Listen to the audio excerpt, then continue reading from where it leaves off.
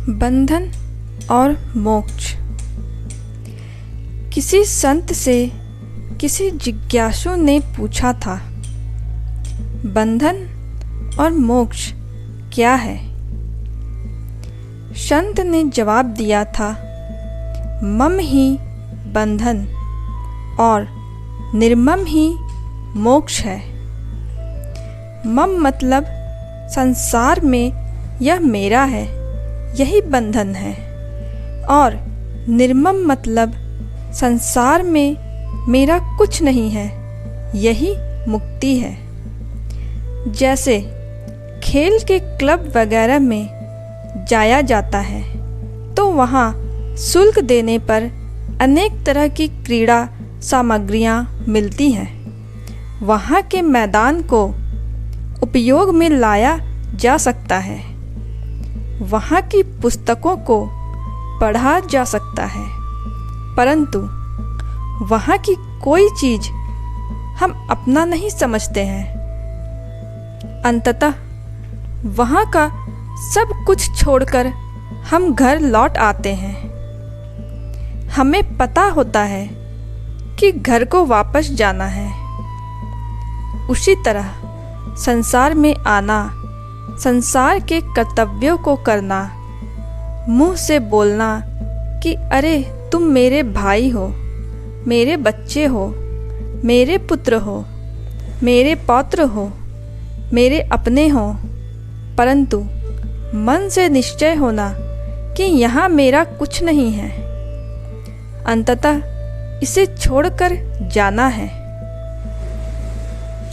रामकृष्ण परमहंस जी हमेशा कहा करते थे कि जैसे धनी घरों के बच्चों को रखने वाली नैनी मुंह से मेरा लल्ला मेरा मुन्ना कहकर बहुत प्यार करती है, परंतु वह जानती है कि मुन्ना उसका नहीं, प्रत्युत मालिक का है। वहाँ वह मात्र नौकरी कर रही है।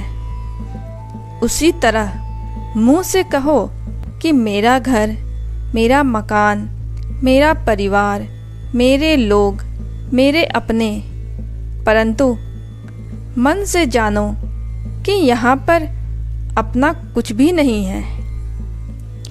ठीक ठीक से संसार के रहस्य को जानो। छोड़ो परमात्मा की बात को। परमात्मा के पीछे भागने से परमात्मा को नहीं पाया जा सकता है। पहले संसार को ठीक ठीक से देख लो। संसार को पहचानो कि संसार है क्या। संसार की गहराई में उतरो।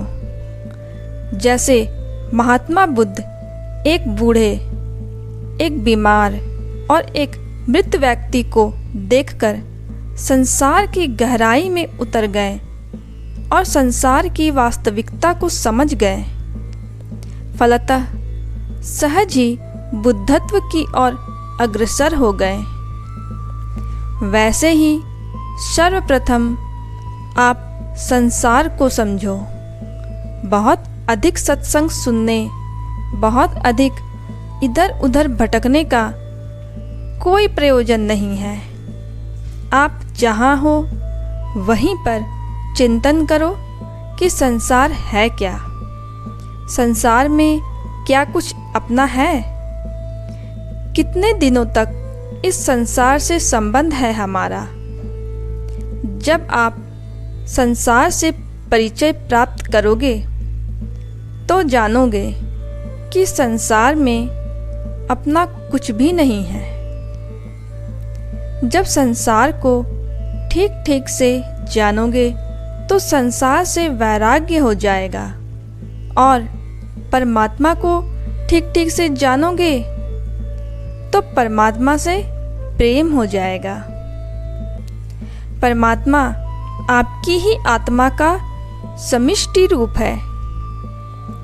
परमात्मा के ही अभिन्न अंश हो आप, परमात्मा के ही अभिन्न अंग हो आप।